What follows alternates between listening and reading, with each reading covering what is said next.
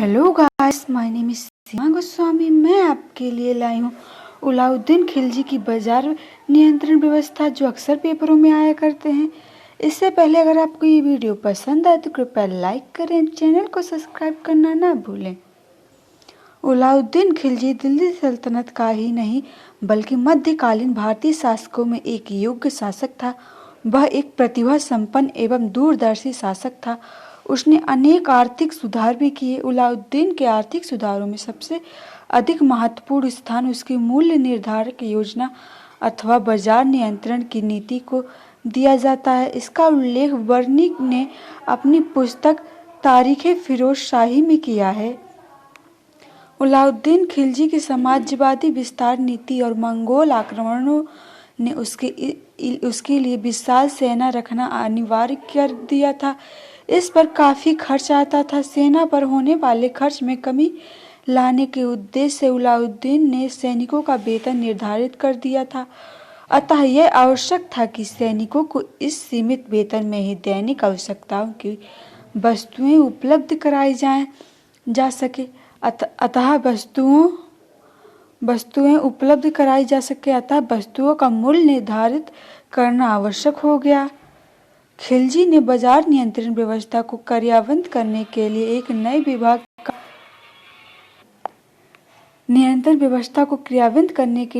विभाग का गठन किया, जिसे दीवाने रियासत नाम दिया गया। इसका प्रधान सदर ए रियासत कहा जाता है। इस विभाग के अधीन प्रत्येक बाजार के लिए निरीक्षक नियुक्त किया गया। इसे सहाना कहते हैं, जो योजना लागू करने के लिए उत्तरदायी था। गुप्तचर अथवा वर्दी एवं मुनियन नियुक्त किए गए ताकि बाजार की गतिविधियों एवं सहाना पर निगरानी रख सकें।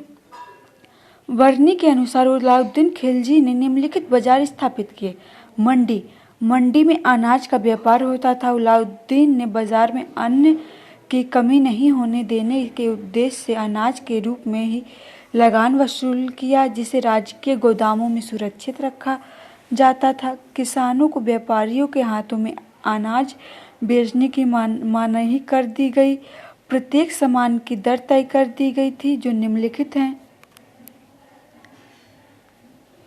वस्तु कीमत: गेहूँ 7.5 जीतल प्रति मन, जौ 4 जीतल प्रति मन, चना 5 जीतल प्रति मन, चावल 5 जीतल प्रति मन, घी 4 जीतल प्रति 2.5 सेर।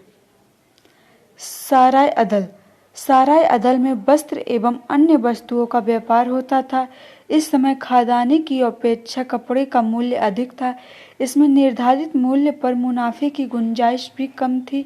अलाउद्दीन ने मुल्तानी व्यापारियों के राज्य द्वारा ऋण प्रदान दिया ताकि वे व्यापारियों से उपलब्ध मूल्य पर कपड़े खरीदें और उसे बाजार लाकर निर्धारित मूल्य पर बेचें। घोड़ों, दासों और मवेशियों के बाजार: उसमें वस्तु की कीमत के अनुसार उसका मूल्य निश्चित किया गया। व्यापारियों और पूंजीपतियों का बहिष्कार किया गया। बिचौलियों पर कड़ी निगरानी रखी गई। दासों, घोड़ों और मवेशियों की श्रेणी निर्धारित की गई और इसी के अनुसार इसका मूल्य निर्धारित किया गया। इस प्रकार अलाउद्दीन खिलजी अपने जीवन काल में मूल्य नियंत्रण व्यवस्था का अपना लक्ष्य पाने में सफल रहा। अपनी बाजार नियंत्रण व्यवस्था के आधार पर उसने वस्तुओं के मूल्य निश्चित कर दिए। यद्यपि उसकी मूल्य नियंत्रण प्रणाली के इतिहासकारों ने इस आधार पर आलोचना की है कि यह व्यवस्था न तो जनता के हित में थी और न ही राज्य में स्थायी हित में थी। लेकिन हम कह सकते हैं कि अलाउद्दीन की मूल्य नियंत्रण नीति काफ़ी मौलिक थी। Thank you friend.